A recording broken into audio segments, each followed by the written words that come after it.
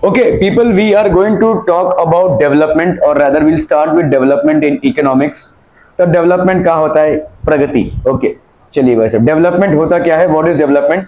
तो डेवलपमेंट के कुछ गोल्स होते हैं. तो जब एज अ रीजन और एज अ कंट्री हम डेवलपमेंट की बातें करते हैं तो बहुत सारे स्पीयर्स देखते हैं. ठीक है, जैसे अगर किसी इकोनॉमी में बहुत पैसा आ रहा है तो क्या वो डेवलप्ड इकोनॉमी है? जरूरी नहीं है. ठीक है, जरूरी नहीं है, क्योंकि आपके बहुत सारे चीजें और मैटर करती हैं कि भाई साहब उस इकोनॉमी में वुमेन को राइट मिलते हैं कि नहीं. ठीक है, चाइल्ड अब्यूज होता है या नहीं, ये सारी चीजें भी हैं. ठीक है, पैसा आना ही किसी चीज का डेवलपमेंट नहीं होता है. तो डेवलपमेंट के बहुत सारे मापदंड होते हैं. मैं आपको पहले बता दूं कि पहले एक डेवलपमेंट को हम कैसे मापते थे. पहले हमारा डेवलपमेंट होता था पर कैपिटा इनकम, पीसीआई बोलते थे हम इसको. ठीक है, सो पर कैपिटा इनकम से हम किसी भी कंट्री के डेवलपमेंट का मापदंड तय करते थे. कौन सा कंट्री कितना डेवलप हुआ है, that is how we used to basically decide per capita income. Per capita income इसलिए नहीं चल पाया क्योंकि कुछ ऐसे कंट्रीज हैं जो पैसे में बहुत आगे हैं. For example gulf countries. ठीक है, अगर आप देखोगे गल्फ कंट्रीज पैसे में बहुत आगे हैं, लेकिन most of the Gulf countries are still not issuing licence to women. Reason, they don't want women to drive. They don't want women at liberty or at par with men. So that is their concept. Whether it is, तो ये आपका हम नहीं मान सकते कि यहाँ पे sustainable development हो रहा है. Yes, they might be earning a lot, they might be having a lot of money, but that doesn't mean that there is actually a development in their thought process as well. तो development के बहुत सारे मापदंड है. तो आज की तारीख में भाई साहब हम एक दूसरे तरीके से डेवलपमेंट को मापते हैं. तो यहाँ पे हम देखते हैं कि भाई साहब हेल्थ केयर कैसा है, हम देखते हैं भाई साहब ह्यूमन राइट्स का वायलेशन हो रहा है कि नहीं, प्लस पीसीआई भी देखते हैं. So it's just not PCI, that is basically considered. तो डेवलपमेंट को अचीव करने के लिए कुछ गोल्स डिसाइडेड होते हैं. गोल्स मतलब कैसा है कि एक टारगेट अचीव होता है. मतलब जैसे हमने यहाँ पे डिसाइड कर लिया कि अगले 5 सालों में इंडिया इन इंडस्ट्रीज पे काम करेगी, अगले 5 सालों में इन इंडस्ट्रीज पे काम करेगी. तो ये 5 इयर्स प्लान्स होते हैं. So there has to be certain goals which should be set up to achieve development. ठीक है, डेवलपमेंट के कुछ गोल्स हमको सेटअप करने. बेटर वेजेस, तो एक तो भाई साहब हो गया ज्यादा पगार. ठीक है, लोगों के पास ज्यादा पैसा आना. मोर डेज ऑफ वर्क, अगर भाई साहब आज एक दिन काम किया, कल पता नहीं काम मिलेगा कि नहीं, परसों पता नहीं हमको फूड मिलेगा कि नहीं, ऐसा अगर सिचुएशन रहेगा तो इंसान हर समय तनाव में रहेगा. So better days of work मतलब आपका मोर डेज ऑफ वर्क. अगर हम बोल रहे हैं कि आप कहीं पे भी काम कर रहे हैं तो आपका काम जो है तो निश्चित है, आप महीने के इतने दिन काम करेंगे, इतनी पगार है, ये सब अगर आपका सेट है तो आप at least you are at a peace of mind with regards to the money that is coming to your house. ठीक है, and with regards to the, तो हर रोज सुबह उठ के काम ढूंढने में नहीं जाते हैं आप. हर रोज सुबह उठ के आपको मालूम है ये काम करना है, तो यू नो दिस. ठीक है, so you have a certain peace of mind. Okay, more days of work. Local school for children. Local school मतलब आपके आजू बाजू में ही कोई स्कूल होना चाहिए. ऐसा नहीं कि भाई साहब नदी पार करके आप स्कूल जा रहे हो, जैसे आपने भाई साहब दादाजी परदादाजी की कहानियों में सुना रहेगा. सो ये मतलब लोकल कोई स्कूल हो जो विद इन रीच हो और जहां पे आप बेसिक एजुकेशन को हासिल कर सके.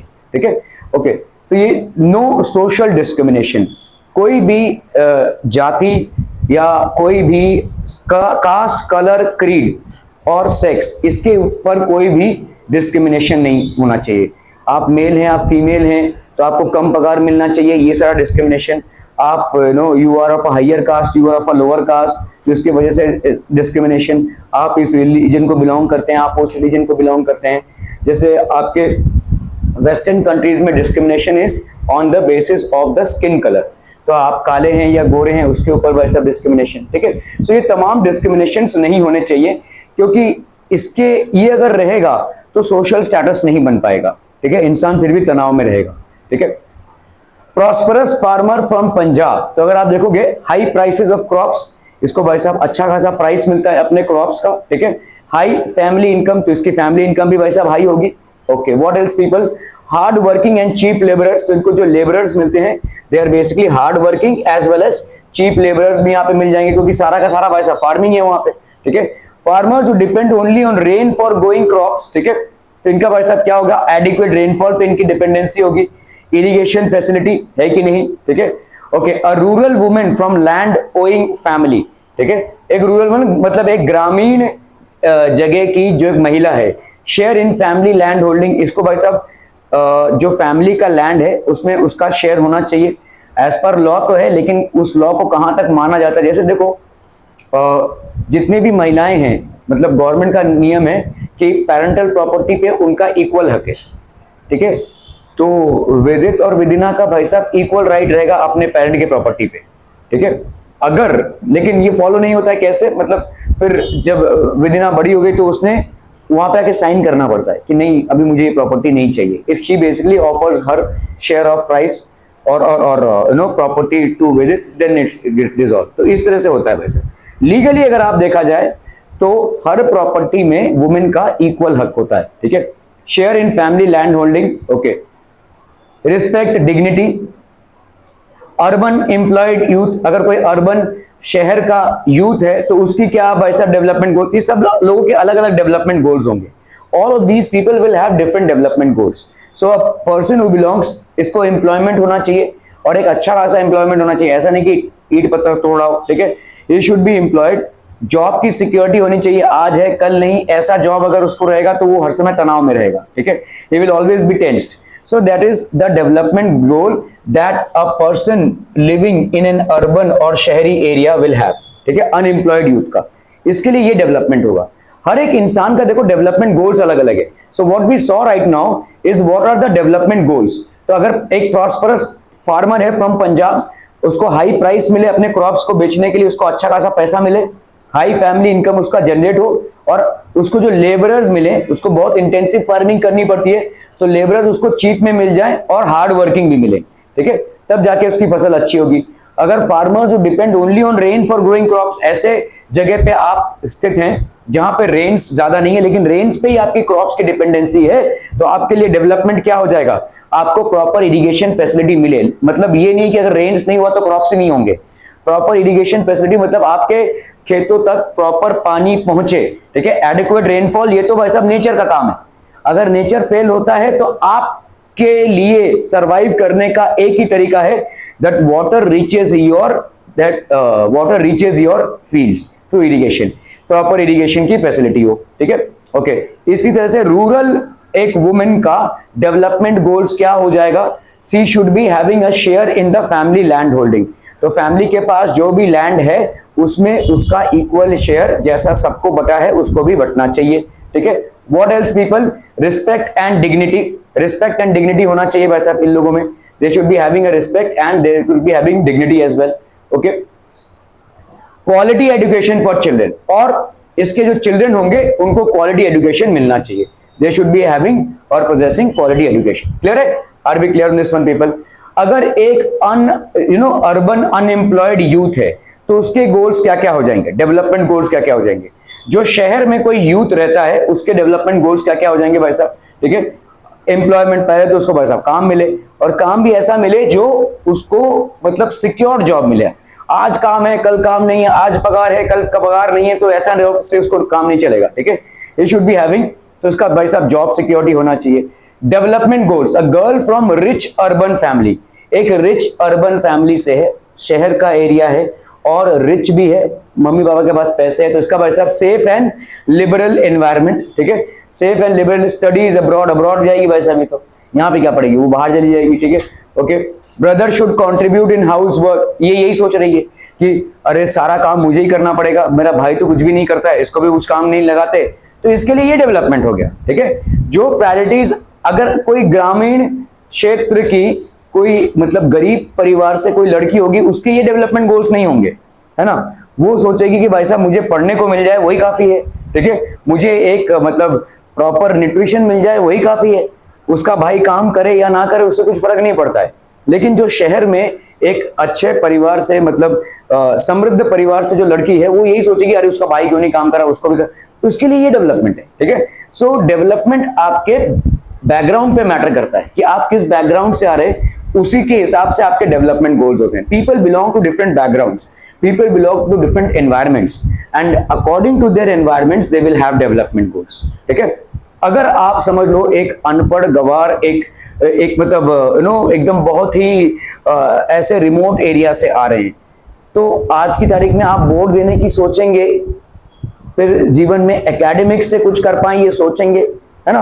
आप कॉलेज की सीढ़ियां अगर नहीं चढ़े हैं तो how can you think about these things, ठीक है। तो आपके डेवलपमेंट गोल्स इतने ही होंगे कि भाई साहब अच्छा खाना मिल जाए, ठीक है, अच्छी पगार मिल जाए, रोज का एक चिक चिक झिक झिक है पैसों के बारे में ये निपट जाए, ठीक है, ये सब सोचेंगे आप।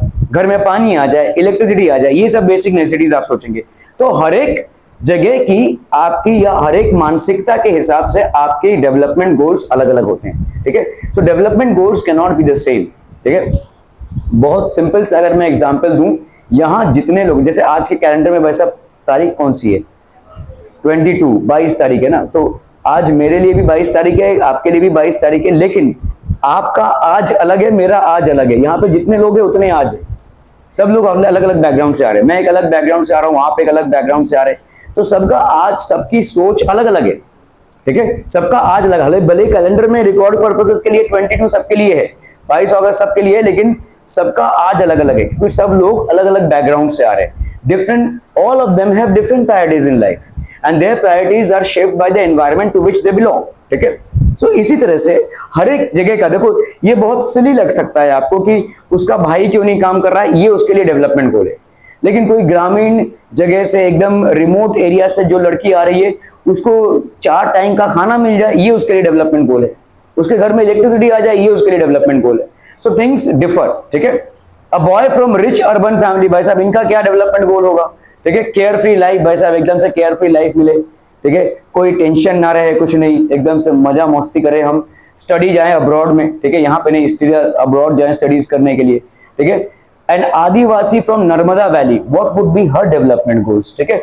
सो नो ह्यूज डैम कंस्ट्रक्शन, क्योंकि डैम कंस्ट्रक्शन में क्या होता है, आदिवासियों की जमीनें जो हैं वो मतलब खराब हो जाती हैं, उनको भाई साहब पर्याप्त मात्रा में, देखो पहले ये रिवर फ्लो हो रहा था उस जगह से, तो इस रिवर से पानी लेकर वो सिंचाई खेती वगैरह कर रहे थे, अभी ये डैम बन गया है तो डैम से अब रिवर से पानी नहीं जाएगा उस एरिया से, मतलब ये रिवर वहां से फ्लो हो रहा था, अभी भाई साहब रिवर का डायरेक्शन ही चला गया है, ठीक है।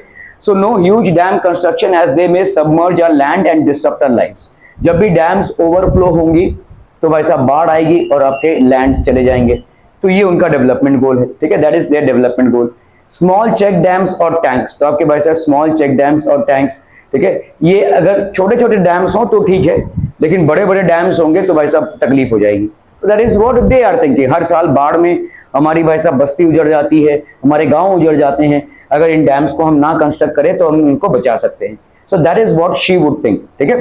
सो इस तरह से अलग अलग प्रांतों से आप देख लो भाई साहब, development goals will be different for different people, these all these people belong to different age groups, they belong to different environments and obviously they will have different priorities in life, ठीक है।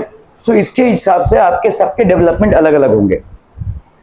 तो आप सोचिए government के लिए बहुत बड़ा challenge हो जाएगा सिर्फ डेवलपमेंट की बात, हर गवर्नमेंट आके डेवलपमेंट की बात करती है, लेकिन अगर गवर्नमेंट कोई बहुत बड़ा ब्रिज बना रही है किसी शहर एरिया में, फार्मर एक किसी गांव के रिमोट एरिया में है, वो बोलेगा यार मेरे खेतों में पानी नहीं है, उस बड़े ब्रिज का मैं क्या करूं, उस बड़े ब्रिज का भाई साहब जो अर्बन एरिया में लोग रहते हैं उनका फायदा होगा, मेरा क्या, ठीक है, that's how it will think. So government को बहुत प्लान्ड तरीके से डेवलपमेंट के बारे में सोचना है, उन सारे डेवलपमेंट प्लान्स को पहले प्रायोरिटाइज और अप्रूव करना है जिससे फायदा मैक्सिमम लोगों को हो, ठीक है। ऐसा कोई भी डेवलपमेंट प्लान नहीं है जिससे सबको फायदा होगा, ठीक है, फायदा सबको होगा लेकिन अलग अलग प्रोपोर्शन में, लेकिन सबको मैक्सिमम फायदा हो उस प्लान को पहले प्रायोरिटाइज करना है, ठीक है। So people have different, each one of them seeks different things, so each according to each one of them they seek things that are most important for them, इनके लिए भाई साहब जो मोस्ट इंपॉर्टेंट है, ठीक है। हो सकता है बहुत सिली चॉइस है कि मेरा भाई क्यों नहीं काम कर रहा है, लेकिन उसी एनवायरनमेंट में वो पली बड़ी है, उसने पैसा देखा है, लाइफ के कंफर्ट्स देखे हैं, लग्जरीज देखा है, इसीलिए उसके लिए थोड़ा सा भी डिस्कंफर्ट, मतलब थोड़ा सा डिस्कंफर्ट क्या, उसके भाई को कम काम करने बोलते हैं और उसको ज्यादा घर वाले जो भी छोटा मोटा काम रहता है उसके लिए वो डिस्कंफर्ट हो जा रहा है, ठीक है। यहाँ पे भाई साहब उनके गांव घर खेत बह जा रहे हैं, ये डिस्कंफर्ट लेवल है, ठीक है। जीवन पे आ रही है भाई साहब बात, क्योंकि बाढ़ आ गई तो भाई साहब कोई भी कुछ भी हो सकता है, बहुत बड़ी कैलामिटी हो सकती है। यहाँ पे और यहाँ पे आप देखोगे कोई कंपैरिजन ही नहीं है, it's just a very silly thing और silly approach. Here it's considering life, it's considering your home, your land, your area of cultivation and many things, ठीक है। सो ये सारे तमाम चीजें हैं डेवलपमेंट गोल्स भाई साहब।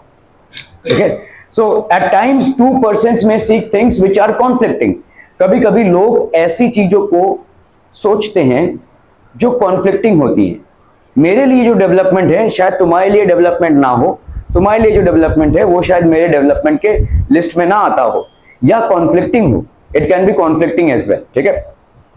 जैसे समझ लो एक बिल्डिंग है, एक बिल्डिंग में भाई साहब लेट्स से ये एक बिल्डिंग है, ठीक है। इस बिल्डिंग में समझ लो इस फ्लोर पे ज्यादा पानी नहीं आ रहा है, ये समझ लो ग्राउंड फ्लोर है तो ज्यादा पानी यहाँ पे आ रहा है, ठीक है, ज्यादा पानी यहाँ पे आ रहा है क्योंकि ऑब्वियसली पहले पानी नीचे की तरफ जाएगा। तो यहाँ पे जो रहता है, लेट्स से ये समझ लो 10th फ्लोर पे रहता है ये बंदा, तो इसने क्या किया, यहाँ पे एक वॉल लगा दिया ये वॉल जब लगा दिया उसने, तो जब पानी छोड़ा जा रहा है तो एक टाइम के बाद वो बंद कर देगा ताकि यहां से पानी ऊपर वालों तक को मिले। But will it cause discomfort to people staying? आपको पानी मिल रहा है लेकिन इनको असुविधा हो रही है। इसके पहले क्या हो रहा है, इनको कम पानी मिल रहा है, इनको ज्यादा पानी मिल रहा है, just because they are located downstairs, ठीक है।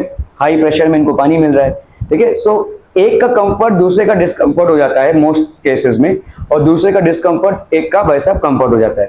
For example in Mumbai rain सारा डिस्कंफर्ट, भाई साहब आप भी अगर समझ लो 7 दिन एक साथ पानी बरस गया जब आपको भाई साहब छुट्टियां मिल रही थी, but it is a discomfort, going out from house is a discomfort. But अगर ये रेन्स एडुकेट अमाउंट में ना हो तो अगले 1 साल तक पानी का सप्लाई आपके लिए मुश्किल हो जाएगा।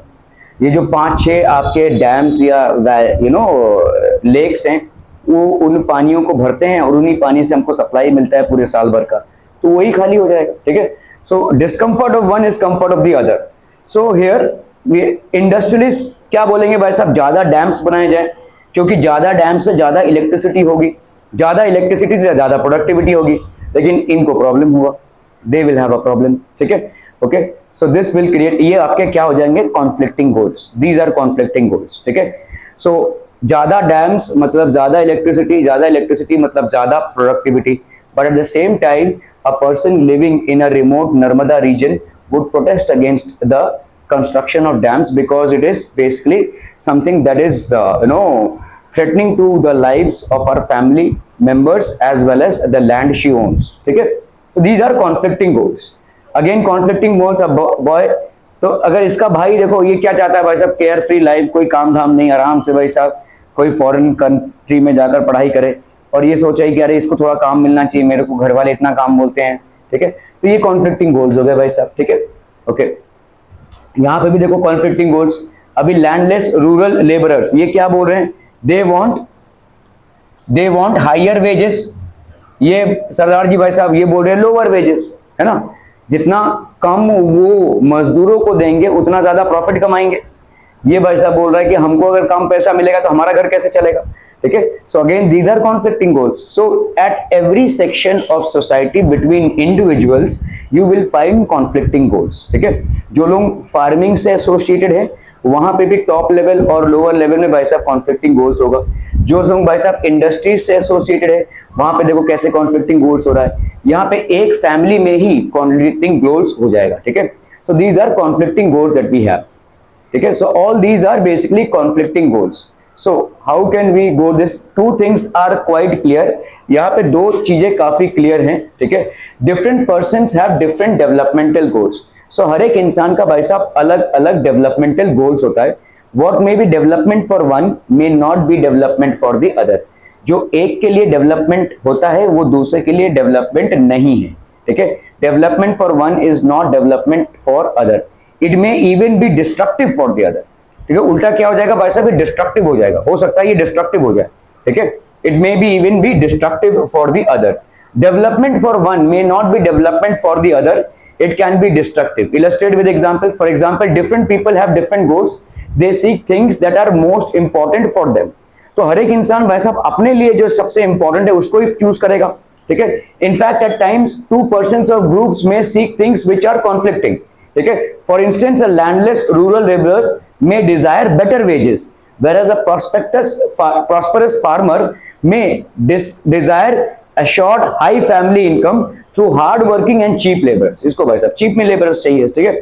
A girl expects as much freedom and opportunity as her brother, but staying in an Indian conservative society, she is not getting that much of opportunity. So that is the development goal for her. Whereas her brother, and that he also shares in the household work, her brother may not like this. Okay.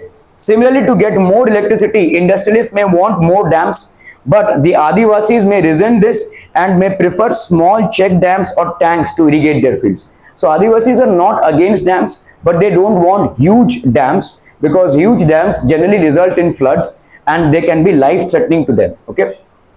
So ये सारे आपके, so individuals have different development goals, and the most common thing what people desire are more income plus other important goals. तो एक चीज तो सब में common है, everybody is desiring higher income, everybody is desiring more money. ठीक है, because money almost buys out everything. ठीक है, so more income plus other important goals. Okay, so more income भाई साहब plus plus plus other important goals. Primary goal आपका क्या हो जाएगा? Material thing, liberty, respect, freedom, equal treatment, peaceful life and security. ठीक है, तो अदर इंपॉर्टेंट गोल्स में ये आ जाएगा. देखो, मोर इनकम मतलब ये आपका हर एक इंडिविजुअल का ये आपका प्राइमरी गोल ऑटोमेटिकली हो जाएगा. Everybody would want their income to increase, everybody would want their income to reach the maximum as per their potential. So that will be the primary goal for every individual. इसमें तो कोई दो राय नहीं है, कोई ऐसा नहीं है जो बोलेगा मुझे पैसा नहीं चाहिए. Everybody will want money. ठीक है, ये तो आपका मटेरियल थिंग है ही. ठीक है, this would be there at any cost, this would be there at any cost. ठीक है, सो प्राइमरी गोल आपका मनी. अदर गोल्स आपके क्या हो जाएंगे? देखिए, सिर्फ पैसा कमाना ही सब कुछ नहीं है. लिबर्टी मतलब आपको फ्रीडम हो. ठीक है, आप कहीं भी घूमने जा सकें, आप कहीं भी बिंदास जा सके, ये आपका लिबर्टी है. आप अगर ऐसे सोसाइटी में रहते हैं जहां पे महिलाओं को छेड़ा जाता हो या महिलाओं पे गवर्नमेंट पास किए जाते हो, तो आप समझ लो एक ऐसे बिल्डिंग में रहने आए हैं या ऐसे एक कॉलोनी में रहने आए हैं जहां पे आपका इनकम बहुत ज्यादा है, पास में ही आपका ऑफिस से इनकम बहुत ज्यादा है, लेकिन आपके घर के महिलाएं अगर नीचे उतरती हैं तो बहुत बेकार का क्राउड है. So will you have that freedom और will you enjoy that liberty? No, you will not. आप हमेशा मानसिक तनाव में बने रहेंगे कि भाई साहब मैं तो ऑफिस में हूँ, उधर कोई मेरे घर पे ना आ जावे, परेशान ना करे. ठीक है, सो ये आपकी liberty, respect, freedom, equal treatment, ये सब भी आपके डेवलपमेंट गोल्स हैं. Peaceful life and security of course. ठीक है, so all these are a part of your other important goals. ठीक है, सो ये आपके मटेरियल थिंग्स हैं. आपने अक्सर देखा रहेगा, आप अगर स्कूल से नहीं आए हैं या मतलब आपके घर में मम्मी पापा आपको इरिटेट करते हैं फोन करने, कहाँ हो, किधर हो, why do you think they do this, why do you think they do this? Check कर रहे हैं के लिए, तुम आवारागर्दी कर रहे हो कि नहीं? किसके लिए कर रहे होंगे, किसके लिए? सो ये एक बहुत बड़ा कंसर्न है. ठीक है, when you become a parent then you will understand कि it's very important that wherever your kids are they are secure. ठीक है, एक एज आएगा when you will be able to handle your security very efficiently, लेकिन उस as के पहले वो हमेशा आपको फोन करके यही जानते रहेंगे किधर है, क्या कर रहा है. अगर आप घर पे हैं वेल एंड गुड. ठीक है, अगर आप भाई साहब हॉस्टल में हैं वेल एंड गुड, अगर बाहर हैं तो एक टेंशन बना रहता है. ठीक है, there is a security concern. So these are things which are always there. एक पीसफुल लाइफ का होना, आपको इक्वल ट्रीटमेंट मिले मतलब आपका without any discrimination of caste, colour और क्रीड और सेक्स, जो भी आपके सोसाइटी में चीजें हैं वो आपको इक्वली मिले. फ्रीडम हो आपको कहीं पे आने जाने का, रिस्पेक्ट मिले, liberty. So these are things which are always there. If individuals seek different goals then different persons could have different as well as conflicting notions of a nation's development. अगर भाई साहब सबका गोल का जो वो है वही डिफरेंट है तो सब कॉन्फ्लिक्टिंग हो जाएंगे. सारे गोल्स आपके क्या हो जाएंगे भाई साहब? Conflicting. How do we compare development? तो हम भाई साहब डेवलपमेंट को कंपेयर कैसे करते हैं? ये ब्लू वाले जो कंट्रीज हैं वो आपके एडवांस्ड इकोनॉमीज हैं. तो पहला हम आते हैं पैसे पे. ठीक है, एडवांस्ड इकोनॉमी. जो आपके लाइट ब्लू वाले कंट्रीज हैं they are in transition of becoming advanced. ये आपके लेस डेवलप्ड हैं, ऑरेंज वाले. ठीक है, और ये रेड वाले आपके लीस्ट डेवलप्ड है. तो if you look into India it is less developed for the time being, it is less developed. ठीक है, and the red ones are least developed. तो पाकिस्तान वगैरह जैसे आपका एकदम बहुत ही लीस्ट डेवलप. अफगानिस्तान जैसे हो गया. ठीक है, Afghanistan, most countries of Africa. ठीक है, दीज आर लीस्ट डेवलप. कोई डेवलपमेंट है ही नहीं उधर, ऑफ डिफरेंट कंट्रीज. ठीक है, how is it that some countries are generally called developed? तो हम कैसे बोलते हैं कि कुछ कंट्रीज आपकी डेवलप्ड है? Why we are saying developed, ठीक है, because and how is that some countries are generally called under developed? Under developed मतलब लीस्ट डेवलप्ड है ये, ठीक है। क्या कॉन्टेक्स्ट में आप एक को बोलोगे डेवलप्ड और एक को बोलोगे under developed? For comparing quantities their income is considered to be one of the most important attributes. तो इनकम पहला फैक्टर आता है जिसके बिना पर हम डेवलप्ड, अंडर डेवलप्ड या डेवलपिंग डिफाइन करते हैं, ठीक है। So income definitely, income is a measure of development. The income of the country is equal to the income of the residents of the country. तो जो country का income होगा that will be basically income of the residents of the country. Total income of the country हो गया ये, ठीक है, this is basically total income of the country. Okay, let's say, ठीक है, so ये हो जाएगा आपका income. Countries have different populations, so comparing total income will not tell us what an average person is likely to earn. अलग अलग देशों का भाई साहब अलग अलग पॉपुलेशन है, ठीक है, तो हम कैसे इसको कंपेयर करें? Hence we compare the average income, इसीलिए हम इसको बोलते हैं पर कैपिटा इनकम, पीसीआई, ठीक है, टू कंपेयर डेवलपमेंट, ठीक है। सो इस फैक्टर को हम क्या बोलेंगे भाई साहब? Average income is a measure of development. What is average income? It is also called the पर कैपिटा इनकम, पीसीआई। और इसी को पहले डेवलपमेंट का एकमात्र मापदंड माना जाता था। आज की तारीख में हम इसको ह्यूमन डेवलपमेंट इंडेक्स, एचडीआई बोलते हैं, ठीक है। इसमें और भी चीजें आ जाती हैं। आज की तारीख में हम ह्यूमन डेवलपमेंट इंडेक्स बोलते हैं। We are not just comparing PCI, we are comparing HDI. HDI के ऊपर से हम कंट्रीज को कंपेयर करते हैं, ठीक है। It is also called per capita income. तो person total income upon population, simple है भाई साहब, ठीक है, total income upon population. So world development report 2016 के हिसाब से अगर आप पर कैपिटा इनकम देखेंगे, यूएस डॉलर अगर भाई साहब आपका 12,056 पर एनम एंड अबव है, पर एनम मतलब क्या हो जाएगा? एक साल में $12,000 से ऊपर अगर पर एनम इनकम या तो $12,000 या तो $12,000 से ऊपर है, अगर आपका पीसीआई, क्या भाई साहब? एवरेज इनकम आपका पीसीआई, ठीक है, अगर ये है तो इसमें क्या हो जाएगा? हाई इनकम कंट्रीज, इसको हम बोलेंगे high income countries. So an average person मतलब क्या है भाई साहब? पर एनम मतलब वो कितना इनकम कर रहा है? $1,000 पर मंथ, 12 महीने, $1,000 per month, US dollar, $1,000 per annum, $12,000 per annum मतलब $1,000 पर मंथ हो गया, ठीक है।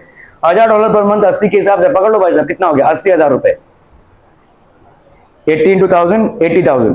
तो अगर मतलब आपका इंडिया में अगर 80,000 per annum, 80,000 rupees per month कोई सब लोग पर कैपिटा इनकम हो गया, then it will be considered as a high income country, it will be considered as a high income country, ठीक है, ओके।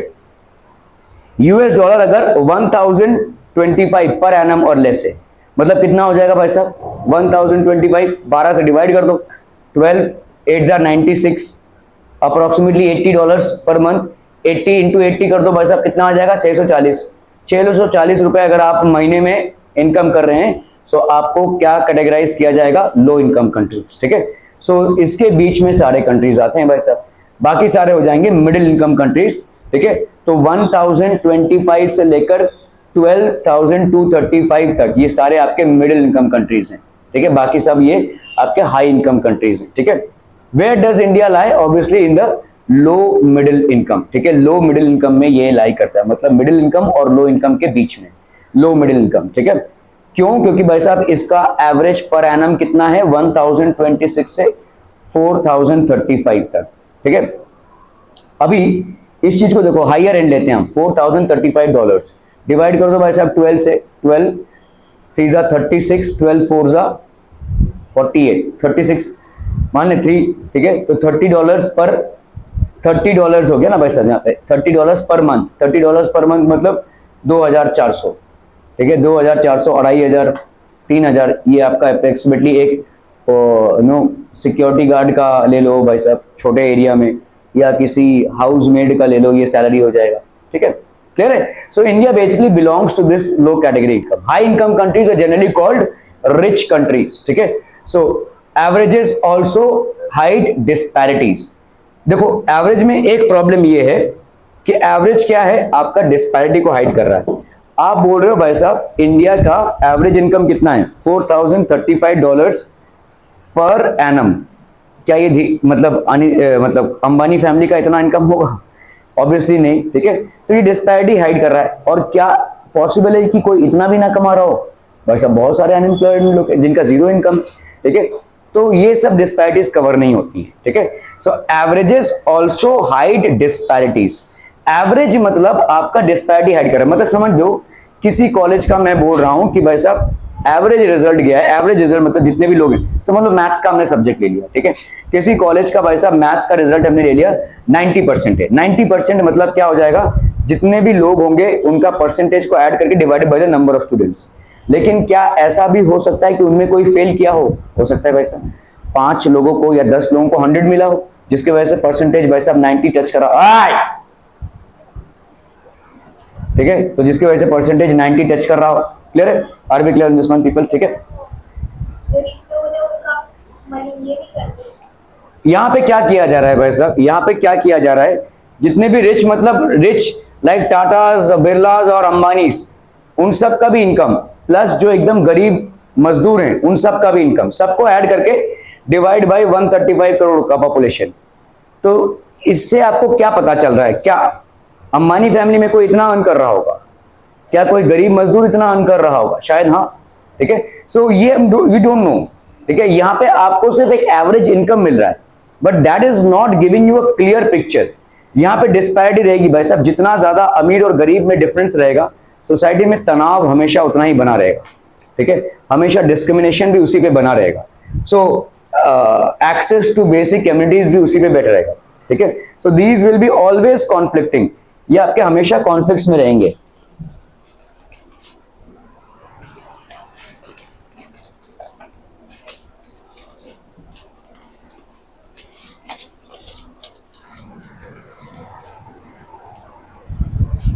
डिस्पैरिटी मतलब क्या होता है? डिस्पैरिटी मतलब क्या होता है? इट डजंट मीन दैट कि यही इनकम है सबका, नहीं। किसी का बहुत ज्यादा इनकम हो सकता है इससे और किसी का इससे भी कम हो सकता है। Disparity means it is not giving you a clear picture, ठीक है। So average income not a measure of development. Comparison of two countries A and B, क्यों ये नहीं है, ठीक है। Why can't we consider only average income as a measure of development? So let's focus on the reasons here. Monthly income of citizens in 2012 in rupees हम ले लेते हैं भाई साहब। कंट्री ए है 9,500, ठीक है, 10,500, 9,800, 10,000 एंड 10,200। कंट्री बी में भाई साहब 500, 500, 500 और अचानक भयानक में इसने कोई झोल कर दिया होगा जिसकी वजह से 48,000 हो गया। क्या समझ में आ रहा है? दो लोगों के इनकम्स, एवरेज इनकम हम निकाल रहे हैं, तो कौन सी कंट्री ज्यादा स्टेबल होगी इन टर्म्स ऑफ इनकम? समझ लो ये भाई साहब कोई खेती बाड़ी कर रहा होगा और ये वाला जो सीजन है उसका हार्वेस्टिंग सीजन है, इसमें उसने अपने प्रोडक्ट्स बेचे हैं, 48,000 कमा लिया उसने, लेकिन बाकी सब में देखो इनकम 500 है। ये एक स्टडी इनकम मोड पे है, 9,000 10,000 9,000 10,000 ऐसे चल रहा है भाई साहब, ठीक है। सो अगर हम इन दोनों को कंपेयर करें, एवरेज भाई साहब इसका कितना आ रहा है 10,000 और इसका भी आ रहा है 10,000, सबको ऐड करो और डिवाइड कर दो 5 से, यहाँ पे भी 10,000 और यहाँ पे भी 10,000, लेकिन इसका 10,000 कमाना और इसका 10,000 कमाना is the same? It's not the same obviously, ठीक है, इट्स नॉट द सेम। समझ लो अगर इस बंदे के इस स्टेज पे उसके बच्चे की स्कूल की फीस भरनी है और उसका फीस आ रहा है 2,000, तो क्या ये भर पाएगा? इस स्टेज पे अगर इसके बच्चे की स्कूल फीस भरनी है तो क्या ये भर पाएगा? नहीं। हाँ, यहां तक आएगा तो भर पाएगा। लेट्स से अगर वो अगर स्कूल में उसको बोलना पड़ेगा 3 4 5 महीने और रुको भाई साहब तब जाकर मैं भर पाऊंगा, सो दैट इज वन थिंग, ठीक है।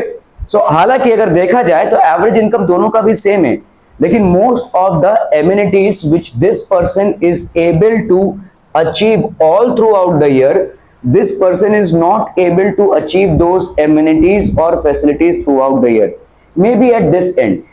इसको ऐसे समझो, कुछ रिवर्स होते हैं जिनको हम बोलते हैं पेरिनियल रिवर्स, और कुछ रिवर्स होते हैं जो होते हैं सीजनल रिवर्स। तो पेरिनियल रिवर्स में हमेशा पानी रहता है, वो चाहे बारिश का पानी हो चाहे बर्फ का पानी हो, मतलब ग्लेशियर्स मेल्टिंग का। लेकिन सीजनल रिवर्स में सिर्फ बारिश के टाइम पे पानी होता है। फायदेमंद कौन है ज्यादा? पेरिनियल रिवर्स, ठीक है, क्योंकि उस पर हम भरोसा तो कर सकते हैं, ठीक है, इतना पानी तो हमको उससे मिल ही जाएगा। In which country will you be happier to live in? Country A और country B? So obviously it will be country A, because this is a study source of income, और स्टडी सोर्स कभी भी आपको ज्यादा piece of mind देगा, ठीक है। So it will always offer you. So country A is preferred because it has more equitable distribution. Equitable मतलब around monthly distributions को अगर आप देखेंगे, so they are almost equal divisions all throughout the month. Are we clear to this one, people? Okay. In country A, people are neither very rich nor extremely poor. ना तो ज्यादा भाई साहब rich है और ना ही ज्यादा भाई साहब पुअर है, ठीक है. On the other hand, in country B, most citizens are poor and only one is extremely rich. ठीक है. तो भाई साहब यहाँ पे कंट्री बी में मोस्ट, ये सब आपके भाई साहब एवरेज इनकम्स हो गए, ठीक है. Okay. So averages also hide disparities. Average income does not tell us how income is distributed among the people. तो कैसा डिस्ट्रीब्यूशन है, जिसके हाथ में ज्यादा पैसा है ऑब्वियसली वो एवरेज को बढ़ाएगा, लेकिन जिसके हाथ में कम पैसा वो कितना स्ट्रगल कर रहा है, that is not basically emphasized on.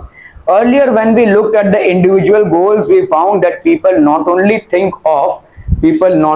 think of more income, ठीक है, ये तो आपका प्राइमरी गोल होगा ही, plus other important goals, liberty, respect, freedom, equal treatment, peaceful life, security, इन सब चीजों के बारे में भी लोग सोचेंगे.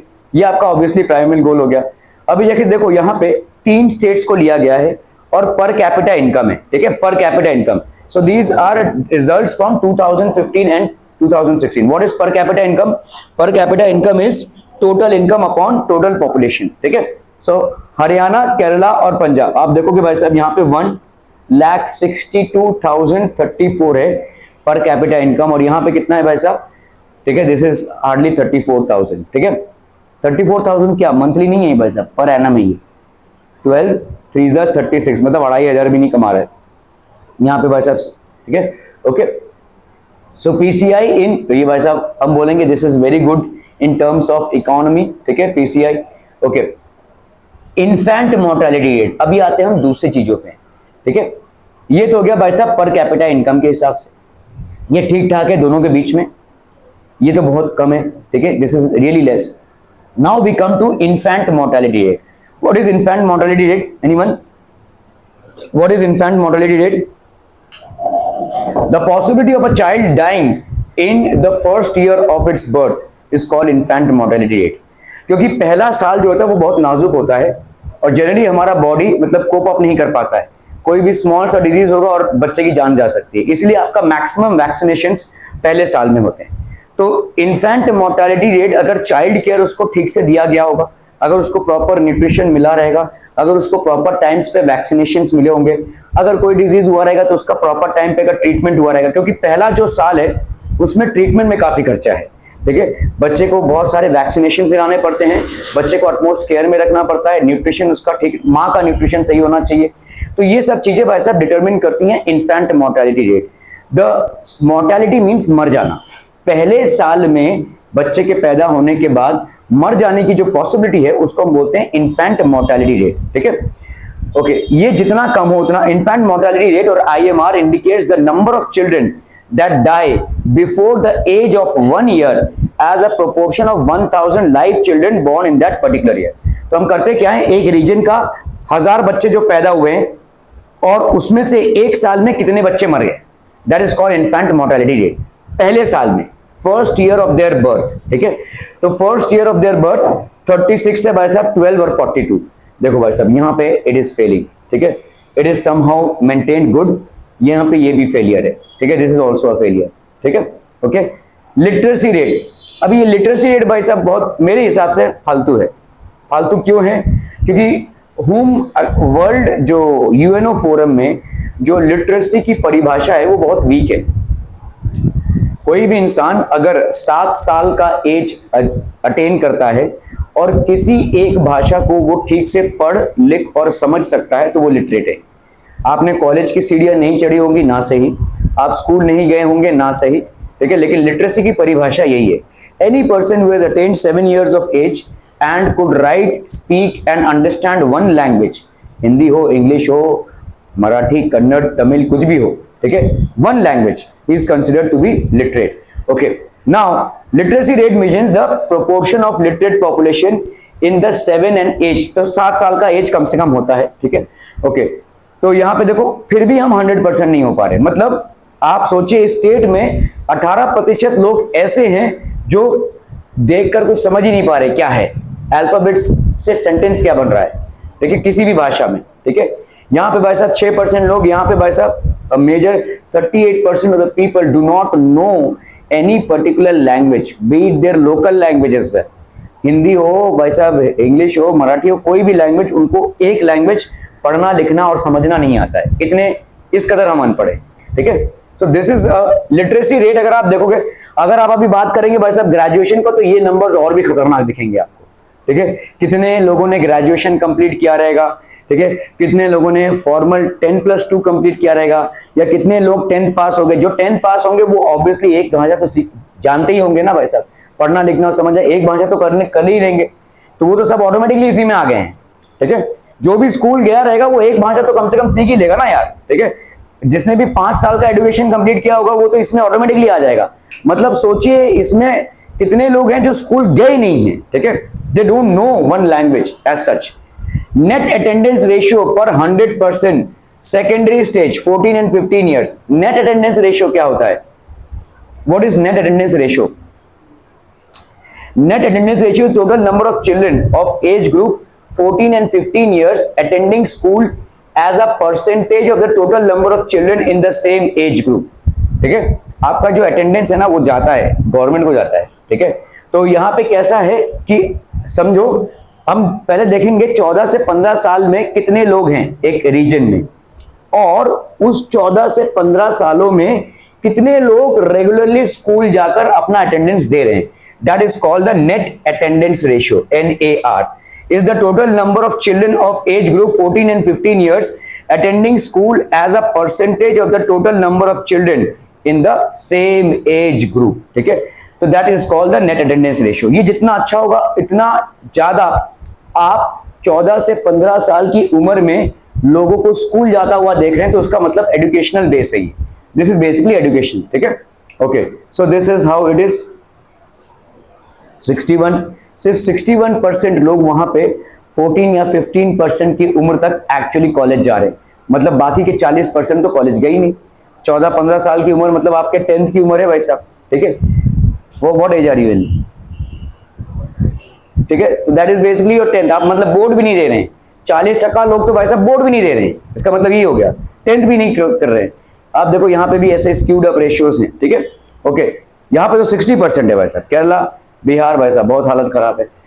तो केरला में देखोगे लिटरेसी रेट ऑब्वियसली आपके जो तो केरला में ज्यादा है, और इसलिए बहुत सारे टीचर्स भी अगर आप देखोगे आपके स्कूल या कॉलेजेस में, they belong to Kerala, they belong to an environment from Kerala because their literacy rates are the best, ठीक है। फिलहाल तो ज्यादा है। Okay, in is average income और पर कैपिटा इनकम और right indicator to measure development? No it is not, ठीक है। बिकॉज पहला रीजन क्या हो जाएगा, एक रीजन बताओ। हाँ, हाई डिस्पैरिटी। डिस्पैरिटी मतलब आप गरीब कौन अमीर कौन उसमें वो नहीं समझ पा रहे हैं ना। एवरेज इनकम आपको अच्छा खासा दिख रहा है, लेकिन उसमें ही आप गरीब और अमीर का जो रेंज है वो नहीं आइडेंटिफाई कर पा रहे। So you will not be able to identify the disparities. Per capita income is the average income, definitely it is income per head of the population per year, per annum भी बोल सकते हैं हम इसको, per year या पर annum भी बोल सकते हैं, ठीक है। Income per head, per capita income is equal to total income of the country for 1 year upon total population for 1 year.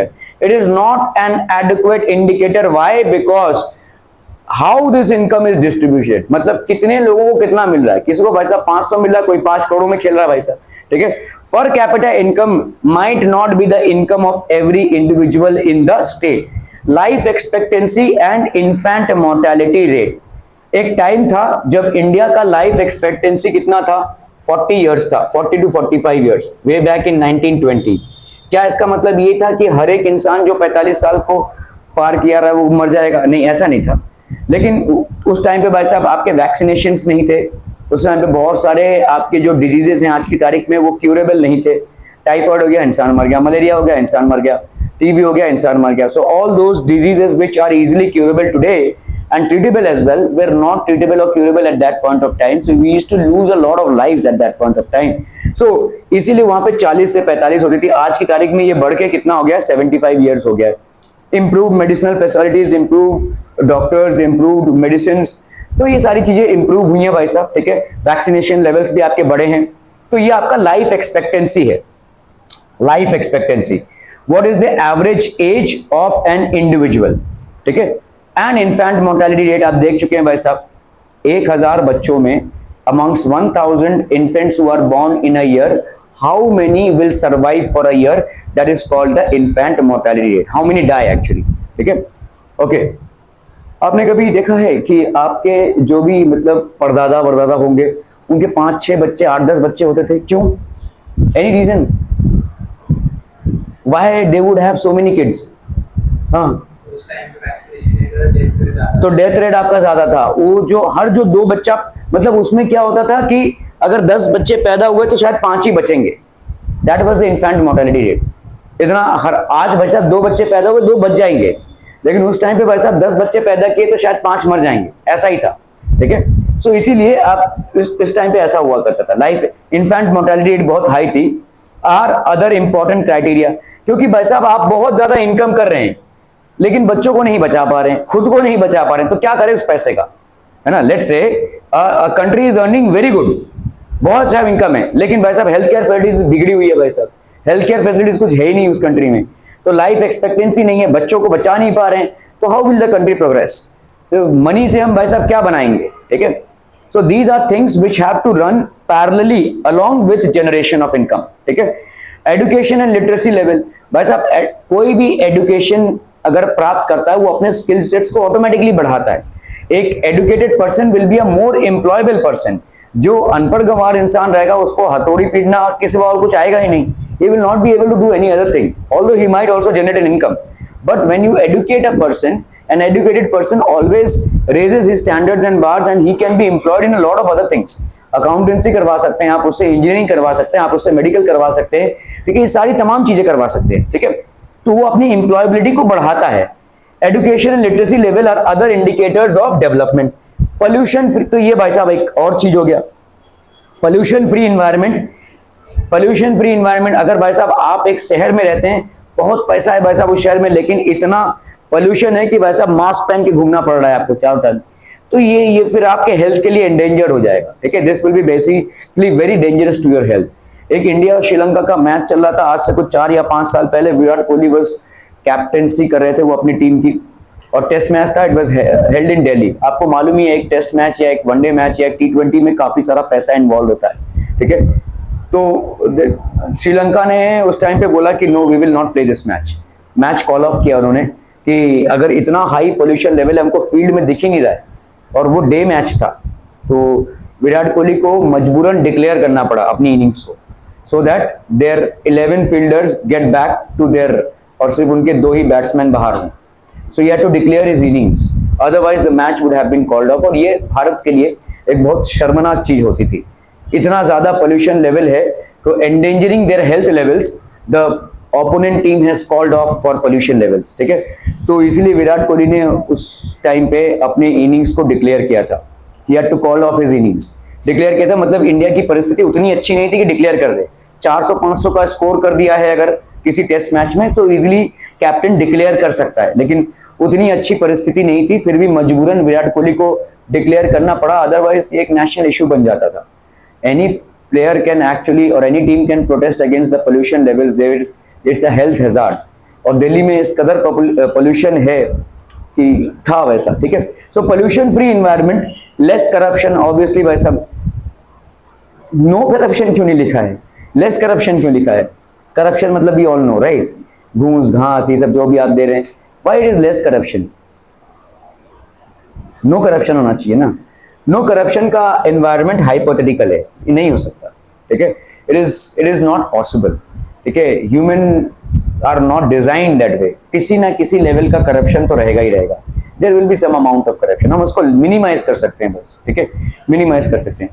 क्या आप करप्टेड हैं? है ना वैसा? हैं? कैसे हैं? आप पे एक इन्वेस्टमेंट लगा हुआ है, आप पे एक पैसा लगा हुआ है, आपको स्कूल भेजा जा रहा है, आपको क्लास भेजा जा रहा है। Are you studying the way you should? Obviously not. Is it corruption? Yes, it is. ठीक है, अगर मतलब कोई आप पे विश्वास करके कोई चीज आपको दे रहा है, भाई ये लो 10,000 रुपए, इसको अपने पास रखना, ठीक है भाई, खत्म ना कर देना, और मैं चला गया, तो मैंने आप पे भरोसा किया। आप मेरे को कल जब मैं मतलब आज 2 महीने बाद जब मैं वो पैसा लेने आता हूँ, आप बोलते हैं 6,000 ले दे, क्यों 4,000? अरे मेरे खर्चे हो गए, बाद में देता हूँ, तो ये क्या हो गया? करप्शन हो गया। अभी तो वही कर रहे हैं as a student. Whatever is being invested in you, are you giving the same amount of returns? No. So corruption तो रहेगा, ठीक है. ये human nature है. So there will be some amount of corruption at all levels, but can we minimize it? Yes. Less corruption. Gender equality. Gender equality तो आज की तारीख में बहुत strong HR rules बन गए हैं. लेकिन एक टाइम था जब एक कंपनी में मेल को अलग सैलरी मिलती थी, फीमेल को अलग सैलरी मिलती थी.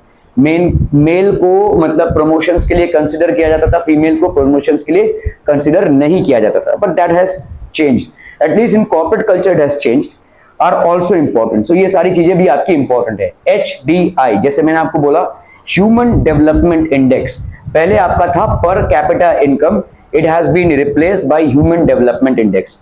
तो पर कैपिटा इनकम और average income is just not an indicator of a developing और developed economy, because it has a lot of disparities within itself. So सारी चीजों को लेकर आपको अन्वेषण करना है कि एक्चुअली ये आपका डेवलपमेंट हो रहा है या नहीं, ठीक है. The UNDP uses a criteria called as HDI to measure human development, ठीक है. So HDI to measure human development. The Human Development Index is a statistics of 3 indicators used to rank countries in their levels of human development. अभी भाई साहब क्या क्या 3 indicators हैं भाई साहब? 3 factors are taken into consideration. तो gross national income जिसको हम GNI बोलते हैं, तो हम इसको बोल सकते हैं भाई साहब पर कैपिटा. PCI जो पहले चला आ रहा था वो हमने इसको इंक्लूडेड रखा है. We have still not.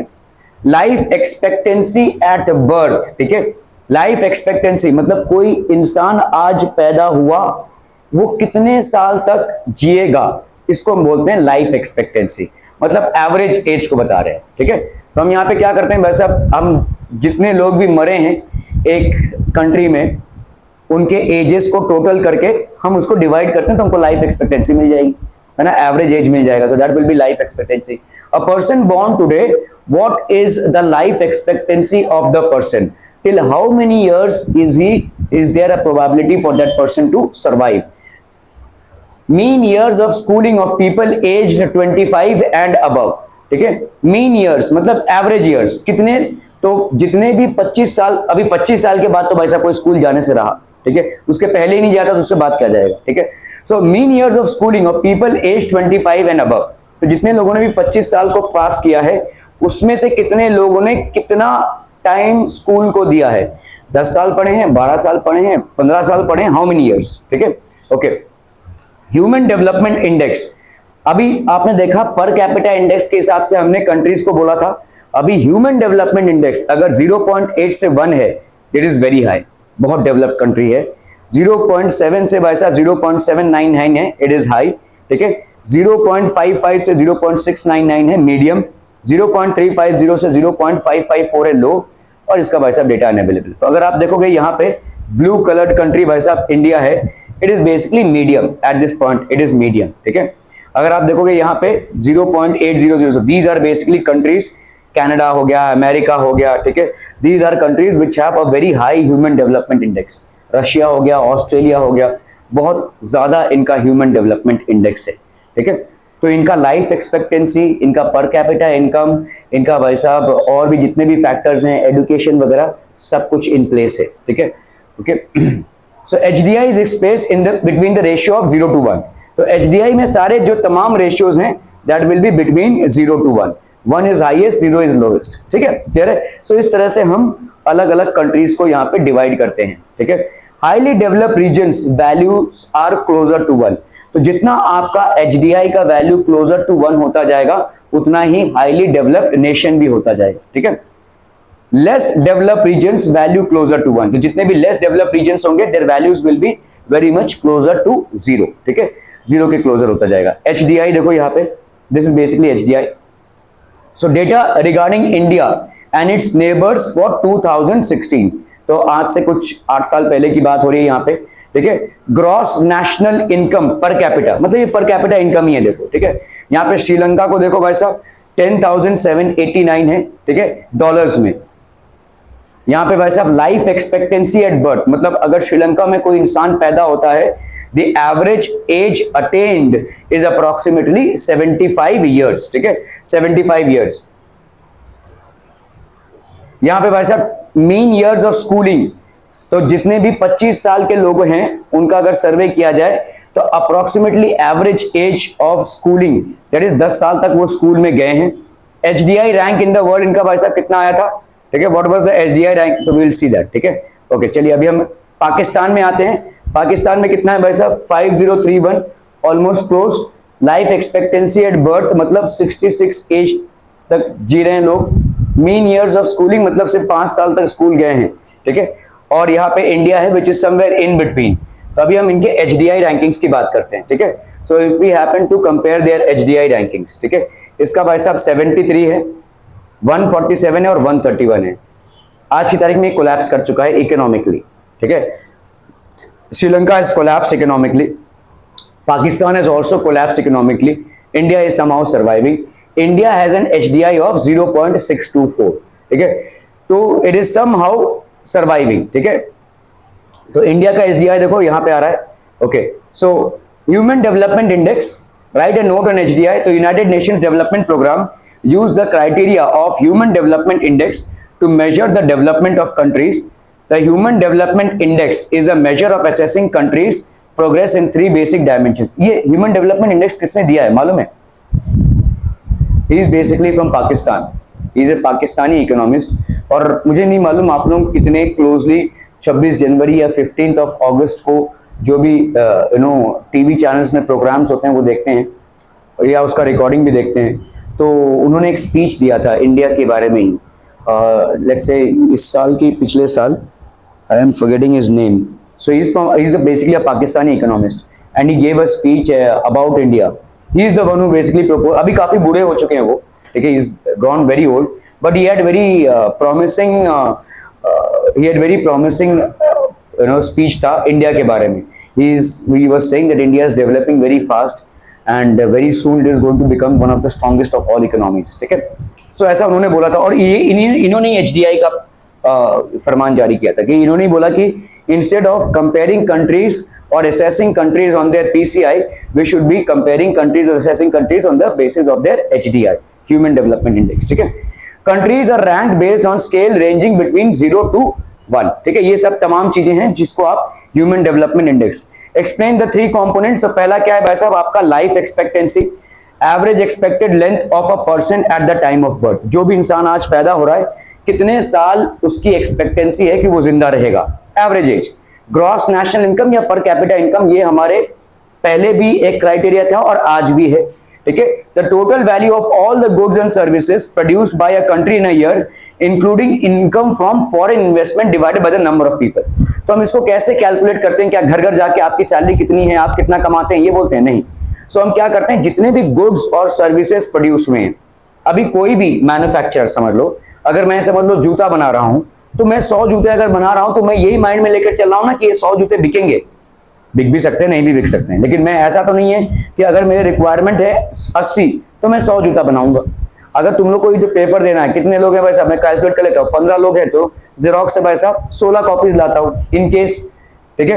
मतलब 15 का मैं यहाँ पे 25 नहीं कर डालूंगा या 40 नहीं कर डालूंगा, फिर मैं भाई साहब मूर्ख हूँ, ठीक है। तो इसी तरह से अगर आप देखोगे ग्रॉस नेशनल इनकम, हम इसको कैसे कैलकुलेट करेंगे? तो जितने भी गुड्स आपके प्रोड्यूस होते हैं उसका GST बिलिंग होता है और उससे हम बता सकते हैं इतने गुड्स प्रोड्यूस में। ये जो आपका गुड्स एंड सर्विसेज टैक्स होता है भाई साहब आपका, तो goods and services tax applicable होता है गुड्स और सर्विसेज पे। तो गुड्स पे 18% टैक्स लगा तो भाई साहब एक्चुअल वैल्यू ऑफ गुड्स कितना होगा उसको हम टोटल कर लेते हैं। गवर्नमेंट के पास GST का बिल आता ही है, तो GST सारे जगहों से जो रजिस्ट्रेशन हो रहा है उसका 18% ज्यादा करके हम क्या कर लेंगे, the amount of goods and services that have been produced irrespective of whether they have been sold और whether they have been used. अगर भाई साहब आपने कोई इंटरनेट सर्विस लिया है और उसका भाई साहब आप 1200 रुपए बिल भर रहे हो, तो जरूरी नहीं है कि 1200 का पूरा ही आप यूज कर रहे होगे, या हो सकता है 1200 से ज्यादा भी यूज कर गए होगे, यू डोंट नो, ठीक है। बट 1200 का बिल अगर आप भर रहे हो तो जरूरी नहीं है कि आप 1200 का 1200 ही यूज कर रहे होंगे। तो these are approximate values of goods and services which are being used, ठीक है। इससे हम मूल्यांकन लगा सकते हैं कि कितना गुड्स और सर्विसेज एक इकोनॉमी में प्रोड्यूस हुआ है। ये टोटल हो गया प्लस फॉरेन इन्वेस्टमेंट। बहुत सारे फॉरेन इन्वेस्टमेंट्स होते हैं। फॉरेन इन्वेस्टमेंट्स कैसे होते हैं? जैसे समझ लो भाई साहब अभी मिस्टर अनवेश सावंत ये भाई साहब बाहर चले गए, इंडिया से बाहर चले गए कोई नौकरी करने, ठीक है, and he is working in let's say a very good company. So what he is doing is whatever money he is earning, he is sending it back home. So back home his family, are they going to use that money? Yes. ठीक है, वो क्या वहां बैठकर यहाँ पे कोई investments कर सकता है भाई साहब, ठीक है। तो ये सारे जितने भी लोग, मतलब देखो गवर्नमेंट चाहती है कि फॉरेन का पैसा इधर आए, क्योंकि फॉरेन का वैल्यूएशन उतना आता है, $1 भाई साहब 80 रुपए मिल रहे हैं, ठीक है। So they want that money to come. तो जितना ज्यादा फॉरेन पे जो लोग हैं उतना ज्यादा जो पैसा लगाएंगे यहाँ पे, कंट्री की इकोनॉमी ऑलमोस्ट ग्रो होगी, ठीक है। So that is one thing. Okay, so ये आ गया आपका ग्रॉस नेशनल इनकम। ये सारी चीजें आपको लिखनी पड़ेंगी भाई साहब, ठीक है। तो लाइफ एक्सपेक्टेंसी क्या है? Average expected length of life of a person at the time of birth. Gross national income, जिसको हम पर कैपिटा इनकम भी बोलते हैं, the total volume of all the goods and services. Volume, value मतलब ये कौन सी वैल्यू? मॉनेटरी वैल्यू, पैसों में भाई साहब, पैसों में मॉनेटरी वैल्यू। पैसे में क्या? The total value of goods and services, monetary value of all goods and services produced by a country, including income from foreign investments divided by the number of people living there. This will become the gross national income or per capita income. Clear? Mean years of schooling of people aged 25 and above, ठीक है। Average number of years of education received by people of ages 25 and older. जैसे आप देखो यहाँ पे, क्यों हम यहाँ पे 12 साल नहीं पकड़ सकते या 10 साल नहीं पकड़ सकते? Why 25 only? बेसिक है चीजें, बेसिक है। सोचिए Why 25 only? Why not a person of 12 years of age, 15 years of age? It is expected that you complete your education by 25 years of age. आपका भाई साहब 21 साल ग्रेजुएशन में जाएगा। अभी आप कितने के? 15 10th में हैं भाई साहब। 2 साल 16 17, ये हो गया भाई साहब इनका क्या? 12th के भाई साहब लेट्स से 3 साल की इंजीनियरिंग कर रहे हैं ये, तो 3 साल की इंजीनियरिंग करेंगे तो कितना हो जाएगा? 18 19 20 21। अगर आपने भाई साहब 5 साल का मेडिकल कर लिया तो और 2 साल जोड़ लीजिए, ठीक है। फिर आपने PhD कर लिया तो और 2 साल जोड़ लीजिए, ले देकर 25 साल तक आपका कोई भी एजुकेशन प्रोसेस ऑलमोस्ट कंप्लीट हो जाता है। इसके बियॉन्ड भी लोग पढ़ सकते हैं, उनकी मर्जी, ताउम्र पढ़ सकते हैं, बट 25 साल तक जनरली लोगों को अगर अपने एजुकेशन से करियर बनाना है तो they will finish it off at 25। तो इसीलिए हम 25 ले रहे हैं, क्योंकि अगर हम 10 साल लेंगे या 12 साल लेंगे, वहां पे स्कूलिंग कंप्लीट नहीं हुआ है। कोई हो सकता है 10 साल पढ़ के छोड़ दे, कोई हो सकता है भाई साहब 8 साल पढ़ के छोड़ दे, लेकिन 25 साल तक उसने कितना लेवल ऑफ स्कूलिंग किया है, कहां तक वो पढ़ा है, कितने साल पढ़ा है, ठीक है। तो that is called 20, that is called the average number, mean years of schooling, ठीक है। That is called mean years. तो एक आपका किसका इंडिकेटर है? एक आपका है भाई साहब पैसे का इंडिकेटर, इकोनॉमी का इंडिकेटर, एक है आपका गुड लाइफ का इंडिकेटर, और एक है आपका हेल्थ का इंडिकेटर। तो ह्यूमन डेवलपमेंट इंडेक्स इसको हम बोलते हैं, ठीक है। दिस इज बेसिकली लिटरेसी का इंडिकेटर है, ये आपका हेल्थ का इंडिकेटर है, और ये आपका इनकम का इंडिकेटर है। So this is basically a indicator of health, ठीक है। This is basically an indicator of literacy, ठीक है, and this is an indicator of income. Health, income and literacy, इन तीनों चीजों को पहले लिया है। पिछले उसमें सिर्फ पर कैपिटा इनकम देखा जाता था, मतलब सिर्फ इनकम के फैक्टर को लिया जाता था, ठीक है। But now health, literature and income all have been considered, ठीक है। क्लियर है people. So sustainability of development अगर हो रहा है तो उसको सस्टेन करना बहुत जरूरी है। आज डेवलपमेंट हुआ, कल पता नहीं क्या होगा, ऐसा नहीं। डेवलपमेंट भाई साहब आपका होते रहना चाहिए। समझ लो, एक कामोटे एक रीजन है और हमने यहाँ पे बहुत सारी बिल्डिंग्स बना दी, एकदम हाई फंडू बिल्डिंग्स भाई साहब, ठीक है। लिफ्ट है, स्विमिंग पूल है, पार्क है, तमाम जो बेसिक एमिनिटीज मिल सकती हैं, बेसिक से भी कहीं ज्यादा, क्लब हाउस है, एवरीथिंग इज देयर। बट भाई साहब अभी तक इलेक्ट्रिसिटी का कनेक्शन नहीं आया है, अभी तक भाई साहब पानी नहीं आया है, ठीक है। अभी तक भाई साहब बैंक स्टैब्लिश नहीं हुए हैं, हॉस्पिटल्स नहीं आए हैं, स्कूल्स नहीं आए, तो क्या लोग यहाँ पे रहने आएंगे? तो हम बोल सकते हैं कि डेवलपमेंट तो बहुत हुआ, लेकिन is that development sustainable? Will people come and stay here? No, obviously, ठीक है, because they are not getting the other factors of life, ठीक है। सो सस्टेनेबिलिटी क्या होती है भाई साहब? किसी डेवलपमेंट को सस्टेन करना। एक डेवलपमेंट तो हमने करवा दिया, लेकिन क्या उस डेवलपमेंट को हम लास्ट तक सस्टेन कर पा रहे हैं? दैट इज कॉल्ड सस्टेनेबिलिटी, ठीक है, that is called sustainability, okay. So maintainability, जिसको मेंटेन करना, डेवलपमेंट को भाई साहब मेंटेन करना। एक बिल्डिंग आपने बना दी, बिल्डिंग के बनने के बाद लोग जब वहां पे आ जाते हैं तो सोसाइटी बनती है। सोसाइटी क्या करती है, what does the society do, उसको मेंटेन करती है भाई साहब।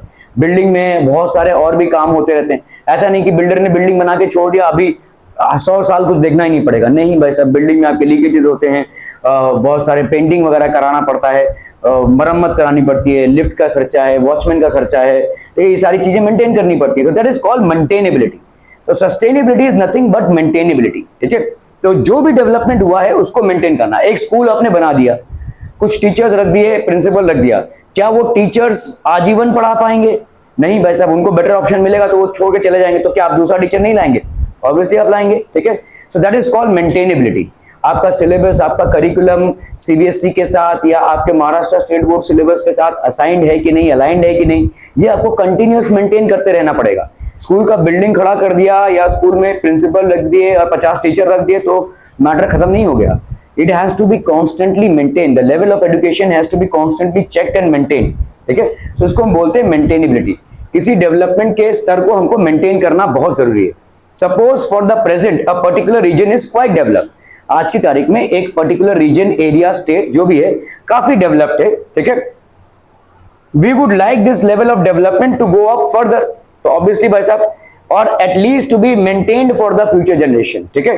तो ये आपका भाई साहब सस्टेनेबल डेवलपमेंट है। Sustainability of development is when the development levels will go up further और at least it can be passed on to the future generation. हमने भाई साहब ऐसी गाड़ियां बना दी कि एकदम हाई फंडू गाड़ियां बना दी और एकदम दबाकर पेट्रोल यूज किया, हमारे फ्यूचर जनरेशन के लिए पेट्रोल बचा ही नहीं। Is that called sustainable development? No, it is not sustainable development.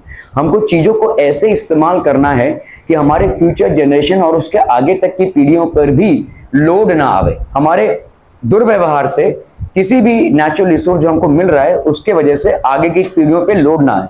So that is called sustainability of development. This is called sustainability of development. Scientists have been warning, ठीक है, that the present levels of development are not sustainable. तो scientist ये बोल रहे हैं कि भाई साहब जिस तरह से डेवलपमेंट हो रहा है ये सस्टेनेबल नहीं है। आगे चल के भाई साहब ये बहुत भयानक और रूप धारण करेगा, ठीक है। पोर्टेबल वाटर नहीं रहेगा, हमारा भाई साहब एनवायरनमेंट क्लीन नहीं रहेगा, it will be difficult to breathe and sustain our lifes. There are already, आप बोल रहे हैं भाई साहब आंकड़े, कोरोना में कितने लोग मारे गए, लेकिन कोई ये बात ही नहीं कर रहा है कि पोल्यूशन लेवल्स की वजह से कितने लोग मारे जाते हैं। Every year lakhs of people are killed just because of either pollution और पोल्यूशन रिलेटेड डिजीजेस। कोई ना कोई पोल्यूशन रिलेटेड कॉम्प्लेक्सिटी उनके अंदर हो रही है। We are not seriously thinking about it. एक बीमारी आई, 2 साल तक हमने भाई साहब एकदम वॉर फुटिंग लेवल पे उससे डील किया, लॉकडाउन किया, लोगों को मारा पीटा गया, घर में बंद किया गया, कितने कितने आपने स्ट्रॉन्ग मेजर्स अप्लाई किए, लेकिन have you thought about how many people are basically losing their lives with regards to the heavy amount of pollution that is happening? कितने गाड़ीज मैन्युफैक्चर हो रहे हैं, कितना भाई साहब कंबस्टन हो रहा है per day. So this is called, हम इस बारे में सोच ही नहीं रहे, ठीक है। Pleasant levels of development are not sustainable. So scientist are saying कि भाई साहब जितना भी डेवलपमेंट हो, ये डेवलपमेंट भाई साहब सस्टेनेबल नहीं है, ठीक है। Okay, so in many parts of India, groundwater, which is renewable resource, is under a serious threat of overuse. तो ground water जो हमारे खेतों खलियानों में प्लस हमारे घर तक भी आता है, वो भाई साहब ओवर यूज हो रहा है और ये एग्जॉस्ट होगा। Nearly 1/3 of the country is overusing their groundwater reserves. तो ग्राउंड वाटर रिजर्व्स को आप देखो भाई साहब, ये एक कुआं है और हालत देखो, यहाँ पे एक कुएं से पानी निकाल रहे हैं। ऐसे बहुत सारे एरियाज हैं इंडिया में जहां पे दूर दूर से लोग आते हैं एक कुएं से पानी निकालने के लिए, ठीक है। आपके घरों में भाई साहब आप ब्रश किए जा रहे हैं, मिश्रा जी भाई साहब सुबह उठ के ब्रश किए जा रहे हैं, टैप चालू है भाई साहब, क्या फर्क पड़ता है, ठीक है। एक बाल्टी से पानी हम नहा लेते हैं भाई साहब, 18 बाल्टी पानी से नहा रहे हैं, स्प्रे चल रहा है, ठीक है। तो ये सारी चीजें हैं, ठीक है। Look at the plight of people, ठीक है। सस्टेनेबिलिटी ऑफ डेवलपमेंट, हम डेवलपमेंट बोलते रहेंगे, लेकिन अगर ये जो क्रूड ऑयल है, अ नॉन रिन्यूएबल रिसोर्स, ये भाई साहब उतनी जल्दी फॉर्म नहीं होता है जितनी जल्दी ये यूज हो रहा है, ठीक है। So would last for only for 53 more years in the world, ऐसा बोल दिया गया कि जिस तरह से हम यूज कर रहे हैं, और ये बढ़ने ही वाला है usage. With regards to so many automobile industries that have opened up and so heavy amount of automobile usage that is happening, it is said that the crude oil reserves that we have और 53 साल तक ही ये last करेगा, ठीक है, मतलब आप जीते जी, मैं शायद तब तक ना जिंदा रहूं, लेकिन आप जीते जी देख लेंगे कि और पेट्रोल से गाड़ी नहीं चल रही, ठीक है। You will see this day when you will find that there are no automobiles which are, सब गाड़ियां बंद पड़ जाएंगी, पैसा पेट्रोल नहीं रहेगा, 53 सालों तक और चलने वाला है, ठीक है।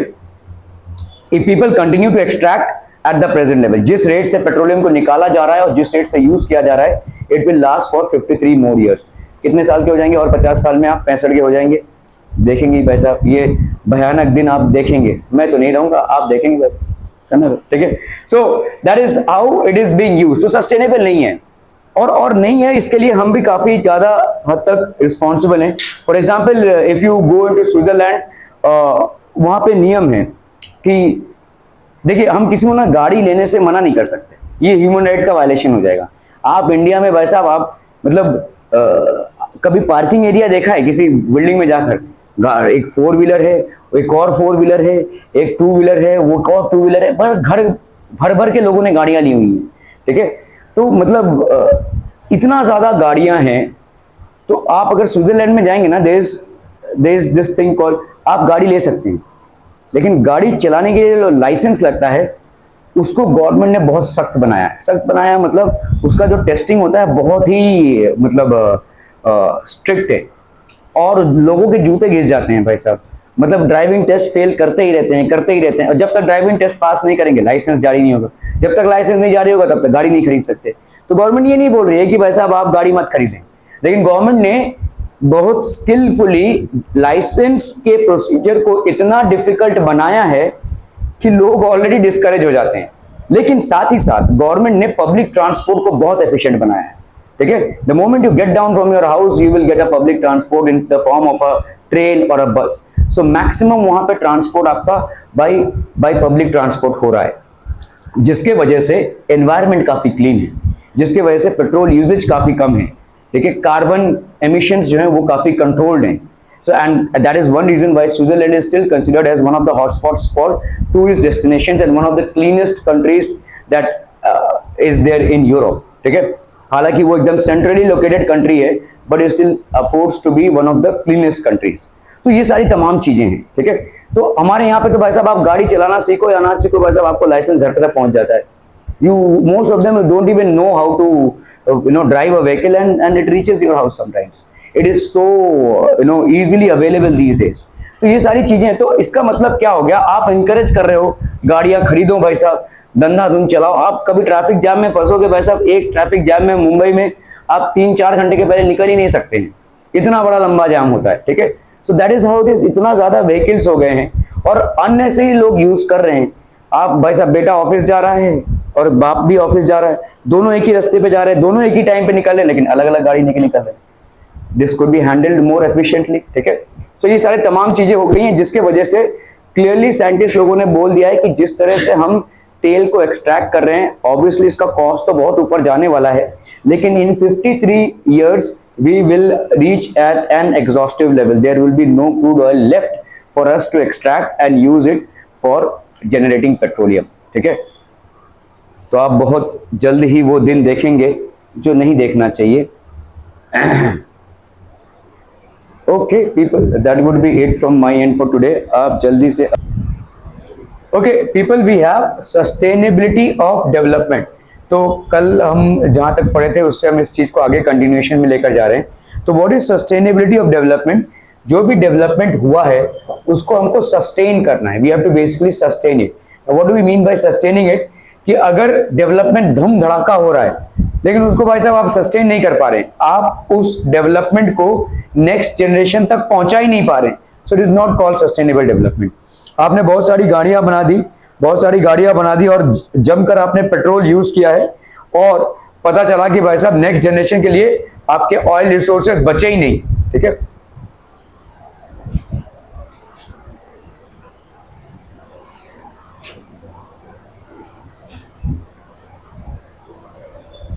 So there have been no oil resources left for the future generation।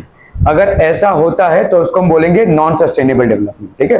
Okay, so let's move ahead people. Crude oil are non renewable resource.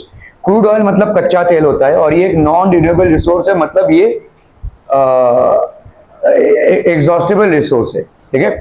जितनी जल्दी आप इसको यूज कर रहे हैं उतनी जल्दी ये प्रोड्यूस नहीं होता है। Would last only for 53 years more in the world if people continue to extract at the present level. जिस तरह से लोग अभी इस प्रेजेंट लेवल पे इसको एक्सट्रैक्ट कर रहे हैं, ये और 53 years ही लास्ट करेगा। This going to just last for 53 more years if we are not taking precaution for its usage। ठीक है, countries like India depend on importing oil from abroad as the stocks of crude oil are low। तो crude oil के जो stocks हैं वो धीरे धीरे कम होते जा रहे हैं, तो obviously we have to import in large quantities from abroad, हमको बाहर से लाना पड़ता है। Countries like USA which have low reserves want to secure oil through military और इकोनॉमिक पावर। तो जितने भी बड़े बड़े कंट्रीज हैं जैसे यूएस एक बड़ा मिलिट्री पावर है, इसके पास ऑयल रिजर्व्स हैं लेकिन बहुत लो है, तो ये क्या कोशिश कर रहा है, ज्यादा करके जितने भी मिडिल ईस्ट कंट्रीज हैं इस पे इसका दबदबा हो ताकि ये वहां से ऑयल ले सके। ठीक है, वहां से चीप रेट में ऑयल को प्रोक्योर कर सके। ठीक है, सो कंट्रीज लाइक यूएस, इसीलिए आप देखोगे ज्यादा करके जितने भी मिडिल ईस्ट कंट्रीज हैं, इराक हो गया या अफगानिस्तान हो गया, ये इन सब जगहों पे यूएस अपनी धाक जमाने की कोशिश कर रहा है। ठीक है, सो कंट्रीज लाइक यूएसए, ठीक है, so countries like USA which have low reserves want to secure oil through military और economic power। कैसा भी करके अपने ऑयल को सिक्योर करने की इनकी टेंडेंसी है या साजिश है थ्रू मिलिट्री और economic power. Consequences of environmental degradation do not respect national or state boundaries। This issue is no longer region or nation specific। ठीक है, तो अगर आप देखोगे consequences of environmental degradation do not respect national or state boundaries, this issue is no longer region or nation specific। तो ये आपका एक रीजन का या नेशन स्पेसिफिक, मतलब जैसे कैसा है कि एनवायरनमेंट को अगर मैं समझ लो, मैं अगर बोल रहा हूं इंडिया में रहते हुए मैं एनवायरनमेंट को तहस नहस कर रहा हूं, तो क्या इसका असर पूरे ग्लोबल क्लाइमेट पे पड़ेगा? यस, पड़ेगा। ठीक है, तो इसीलिए environmental degradation of one country will impact the other country as well। ठीक है, so consequences जो होंगे रिजल्ट का environmental degradation का, they are not limited to a nation, they will basically spread out। Respect national or state boundaries, this issue is no longer regional or nation specific, it will spread to other countries as well। ठीक है, sustainability of development is comparatively a new area of knowledge in which scientists, economists, philosophers and other social scientists are working together। तो कैसे पूरे development को sustain किया जाए, इस पे तमाम लोग जुटे हुए हैं, तमाम लोगों की कोशिशें हैं एट साइंस के लेवल पे कि कैसे हम डेवलपमेंट को सस्टेन कर सकें। ठीक है, so numerous processes are taking, thus environmental sustainability will play a major role in the development of regions। तो एनवायरमेंट की सस्टेनेबिलिटी बहुत जरूरी है। ठीक है, and will play a major role। ठीक है, at all times we need to ask where we want to go, what we wish to become and what are our development goals। तो हमारे डेवलपमेंट गोल्स है क्या, क्या हमारी मंजिल है, कहां तक पहुंचना है और उसमें कैसे पहुंचना है। ठीक है, okay, so as our future is linked together, तो हमारा फ्यूचर बेसिकली लिंक्ड है। तो write a note on sustainable development in context to ground water reserves. तो आपका भाई साहब ग्राउंड वाटर जो रिजर्व है, ठीक है, sustainability of development is all about judicious use. तो आप रैशनली चीजों को यूज कीजिए, जहां पे हमको यूज नहीं करना है वहां पे नहीं कीजिए। Judicious use of resources at present, तो हम रैशनली अगर चीजों को यूज करें, keeping in mind the future requirements of the coming generations, इसको हमको जुडिशियसली यूज करना है, हमारे जनरेशन को भी पर्याप्त मात्रा में मिले और हमारे फ्यूचर जनरेशंस को भी पर्याप्त मात्रा में मिले। That is called judicious use. ठीक है, Since the second half of the 20th century, a number of scientists have been warning that the type and levels of development are not sustainable। जिस तरीके का डेवलपमेंट हो रहा है और जिस तरीके से हो रहा है वो सस्टेनेबल नहीं है, साइंटिस्ट लोग ऐसा वार्निंग दे रहे हैं। Ground water is an example of renewable resource. ठीक है, but if we use more than what is replenished by nature, then we would be over using this resource. ठीक है, तो ग्राउंड वाटर बेसिकली क्या है, एक रिन्यूएबल रिसोर्स है जिसको हम यूज कर सकते हैं। अगर हमने इससे ज्यादा यूज किया, ठीक है, then what is replenished by nature, जितना नेचर हमको देती है उससे अगर हम ज्यादा यूज करते हैं, ठीक है, then we would be over using this resource, तो हम ज्यादा ही ओवर यूज कर रहे हैं इसको। ठीक है, We should focus on using renewable resources and invent new techniques to decrease the use of conventional resources. ठीक है, तो we should focus, हमको फोकस क्या करना चाहिए, using renewable resources. Renewable resources मतलब जो नेचर जिनको फिलअप कर देता है. सनलाइट एक रिन्यूएबल रिसोर्स है, विंड एक रिन्यूएबल रिसोर्स है. So are always focus should be on using more and more of renewable resources which are renewed from time to time, and invent new techniques to decrease the use of conventional resources, because conventional resources are exhaustible resources, non-renewable resources. ठीक है, once the non-renewable resource would be exhausted, we won't be able to use them in future. So using the resources judiciously will help in maintaining the sustainability of developing our ecosystem. ठीक है, तो ये पूरे ecosystem को develop भी करेगा plus sustained भी रखेगा. डेवलपमेंट की अगर हम बात करें बेसिकली, ठीक है, the income of the country is income of dash of the country, industries, businessman, residents, farmer. The income of the country is income of all residents of the country, सारे residents का. ठीक है, for comparing countries there is considered to be one of the most important attributes: income, resources, wealth and population. One of the most important resources is income. Liberty and respect are dash aspects of development. Income, primary, material, non-material. Non-material important है भाई साहब. Liberty and they are primary aspects of development. ठीक है, okay. The want for dash is more: commodities, income, work, respect. Income. Conflicting goals are sometimes beneficial, destructive, profitable, important. Destructive हो सकते हैं ये, ठीक है, they can be basically destructive. Residents, income, income, destructive. ठीक है, the want for income is more. Liberty and respect are non-material होगा यार. Non-material aspects of development. Okay, so this is basically material aspect. Yes, it is correct. Non-material aspects of development. The want for income is more. Conflicting goals are sometimes destructive. Okay, for comparing countries, their income is considered. The income of the country is the income of all the residents of the country. Okay, chaliye bhai sir. Total number of children of age group 6 to 10 attending school as per percentage of total number of children in the same age group is IMR. Net attendance ratio, literacy rate, gross attendance ratio. Net या gross? Net. So this will be the one. ठीक है? Okay. Literacy rate, sorry अपना, in dash indicates the number of children that die before the age of 1 year. Net attendance ratio, literacy rate, infant mortality rate जिसको हम IMR भी बोलते हैं, या death rate. So this will be infant mortality rate. ठीक है, dash has low infant mortality rate: Punjab, Karnataka, Tamil Nadu और केरला. हमने भाई साहब देखा था. ठीक है, so Kerala has low infant mortality rate. Women in our society demand goods, services, respect and capital. Respect, their major portion is basically respect. ठीक है, clear है? Are we clear on this one, people? Okay. Development means dash development: cultural development, human development, physical development, social development. Human, physical development कर सकते हो भाई साहब. Social development, what will be development? It will basically mean human development. Resources which will get exhausted after years of use, they are non-renewable. Groundwater is an example of conventional resource, है ना भाई साहब, ये खत्म हो सकता है. ठीक है, non conventional, renewable, non renewable, कौन सा हो जाएगा भाई साहब? कन्वेंशनल. नॉन रिन्यूएबल भी हो सकता है भाई साहब, this can be non renewable as well. ठीक है, nearly dash of the country. Ground water कहां से रिन्यूएबल होगा?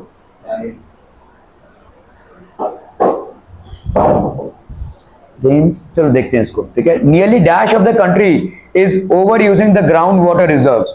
हाफ, 2/3, 1/3, 3/4. Renewable. Okay, ठीक है. 1/3 of the country is using the groundwater reserves. ठीक है. Okay. The economic times out of school children, ये भाई साहब आपका इकोनॉमिक टाइम्स में ये आर्टिकल आया था जिसमें लिखा गया है about 80 million children and adolescents in the age group of 5 to 19 are not in school or college. According to latest census figures, they are not working either. In UP and Bihar, the percentage of such children is more than 25%. This is a basically a very alarming figure. ठीक है? Okay. One second. ना खत्म हो गया?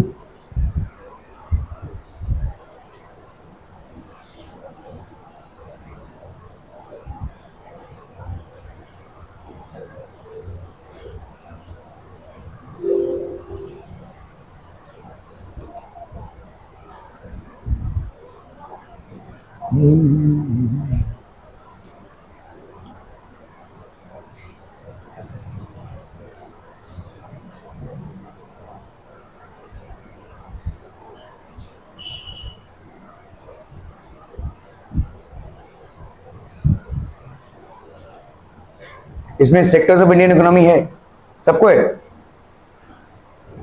Okay, we'll start with this. Just one moment, people.